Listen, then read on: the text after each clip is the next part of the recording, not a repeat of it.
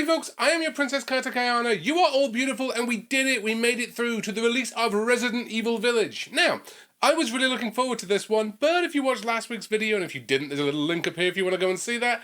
I had some concerns. Let's take a look and find out which of those I was right about, and which of those I was so happy to be wrong about. Let's jump in.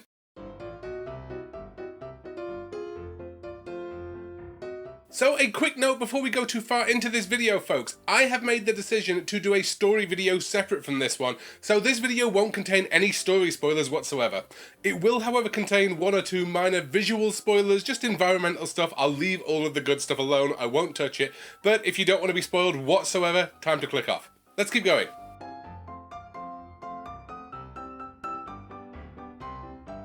So this didn't come up in my concerns video last week because ultimately it was 100% speculation, but I wasn't convinced that the re-engine, the Reach for the Moon engine, was going to be able to handle outdoor environments all that well, especially not after playing through Resident Evil 3 and seeing these really dodgy low-res zombies right here.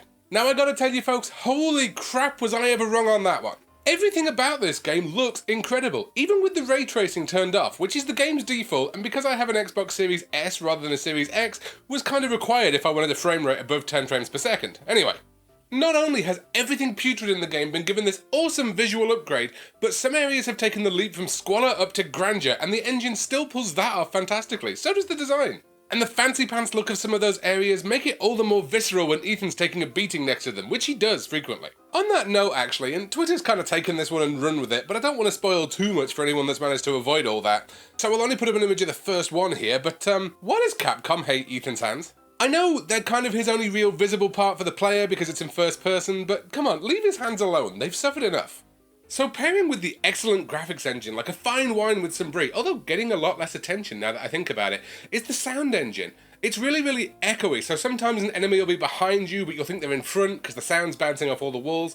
And also, we've got back those musical stings from Resident Evil 7, where one of the enemies that was going to chase you, they'd see you, but you wouldn't realise. The music would give it away that they were about to start chasing you. It's awesome stuff. The one disappointment I had, actually, was the sound engine sort of feels like it's going to be relied on more than it is. Kind of feels like we're going to do an Alien Isolation type thing in the first 15 minutes or so of the game, and that never quite materialises. It's brilliant otherwise, though. Finally, and consistently throughout the game, there's some great visual storytelling.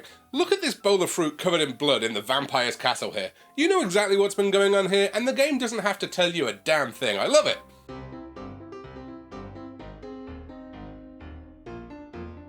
Okay, so once I saw this, I couldn't unsee it. If you were a British kid in the early 90s, you will very likely have seen a TV show called The Crystal Maze. Resident Evil Village follows almost the exact same setup. In the show, teams have to visit various themed zones and complete a series of what were essentially mini escape rooms, and damn, it just occurred to me that they were really far ahead of their time on that concept. Anyway, all of the rooms in the zone would revolve around the central theme, and they'd have some other attribute required, like physical skill or mental prowess, etc, etc. Yeah, Resident Evil Village does basically the exact same setup, and also I know I mentioned this on the card, but my grandma, my nan, she used to really have a thing for the show's host, Richard O'Brien. Used to call him Old Licorice Legs, I just think that's adorable. Anyway, not only do we have a bunch of different theme zones like the Crystal Maze, some of them actually match up. Take a look at this castle and tell me it's not the industrial zone. And we've had a castle, I suppose that's kind of medieval, although the castle is more kind of Elizabethan, but you know what I mean. Inside each area, you get a sequence of either combat or puzzles, and generally there's not much overlap. A little bit, but not much. In fact, you might recall from my concerns video that one of the things I was worried about was Resident Evil 7 actually making me feel scared. Generally having difficulty making me feel something akin to fear in that hokey setting that they picked. Well, the designers were really cunning here, and the game sidesteps that issue by having some specific areas designed to emulate Resident Evil 7's initial feeling of helplessness. It takes your weapons off you, it focuses purely on the horror, and it's extremely effective. It actually has a really great chase scene as well, but I don't want to spoil what by, so I won't show it on screen. It's interesting to me. Overall, a lot of people are talking about this being very similar to Resident Evil 4 in atmosphere. I disagree with that. I think it feels a lot more like the Resident Evil 2 remake in terms of having consistent tension. Obviously, that's very subjective though. So after you go through each of these experiences, you are ultimately given a reset by sending you right back to the village as sort of a central hub, generally with an item that will let you unlock some further rewards or upgrades there. So I found the upgrades that I got from backtracking into the village extremely useful. It's going to make me interested to see what speedrunners do with this game in terms of routing, which they want to waste time going and getting, and which they find it more economical to just skip. I love that sort of stuff. Moving on.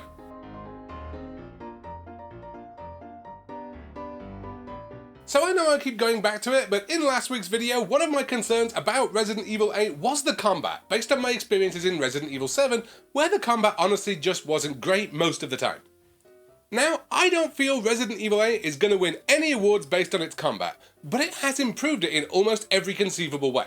As I mentioned, the weapons now have meaningful upgrades, which you buy from a merchant who is very reminiscent of Resident Evil 4, that very enigmatic character. I love this lad's design, by the way. Speaking as someone who frankly is a beast, it's nice to see that done in a game without it being the focus, or even commented on now that I think about it. In addition to that, the currency you're using for upgrades actually drops from enemies when you kill them, meaning it's worth killing them this time around, as opposed to Resident Evil 7 where you just try to ignore as many as you possibly could. So one thing they brought back by popular request, I'm told, was the enemy reaction to being shot in specific places, and that's really useful, coupled with a much improved aiming system. It all just makes combat much more satisfying. Also, and speaking as a game designer, I don't know how they've done this, but the ammo distribution in Resident Evil Village is absolutely perfect. If the game wants to mob you with enemies, it gives you ammunition so that you basically can focus on shooting rather than having to worry about ammo. Then if it comes to a boss fight and it wants you to be really down to your last bullet by the end, that seems to happen as well. I genuinely don't know how this system works as well as it does. The only game I can think of that did this almost as well was Dead Space 2. It used to be my favourite example of this, and it has been thoroughly dethroned. I love the ammo system in this game. That said, there is one issue from the combat that is very much a holdover from Resident Evil 7, and it is the guard mechanic that totally obscures your view as a trade-off for using it. I didn't like it then, and I don't like it now. It's been added to, kinda. You have the ability once you successfully block an enemy's attack to shove them away, which would have been an interesting addition if it weren't so damn wonky all the time. Sometimes it works brilliantly, and sometimes it didn't work, despite the on-screen prompt still telling me I could absolutely do it. Because of that unreliability, on the higher difficulty settings, the risk of taking a hit just wasn't worth it. You lose a ton of health per hit on higher difficulty. Still, if you just forget it's there completely, you can go back to having a blast with the combat.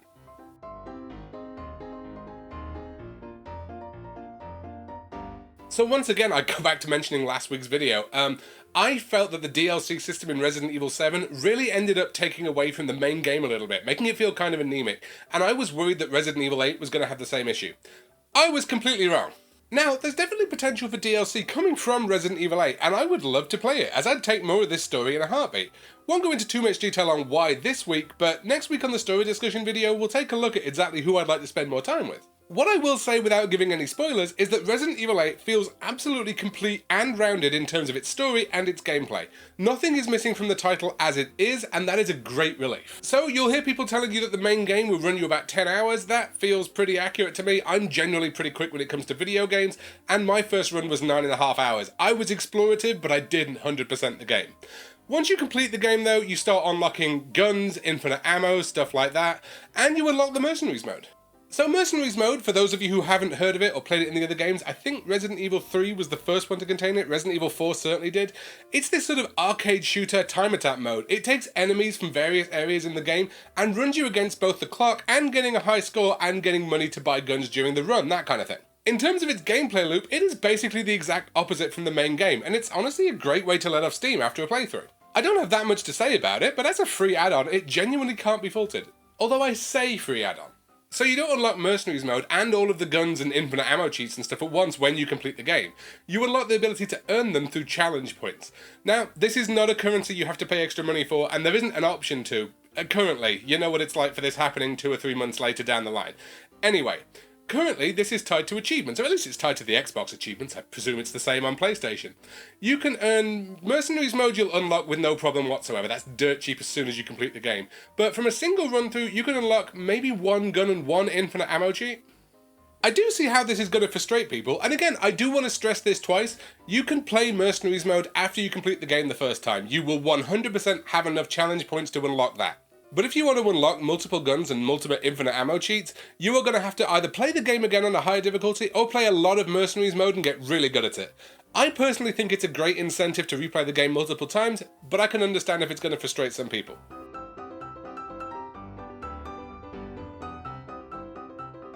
So as you can probably tell folks, Resident Evil Village proved me wrong on just about every single one of my concerns, and I'm absolutely delighted to say that. I said last week I would love to be wrong about this, and I mostly was.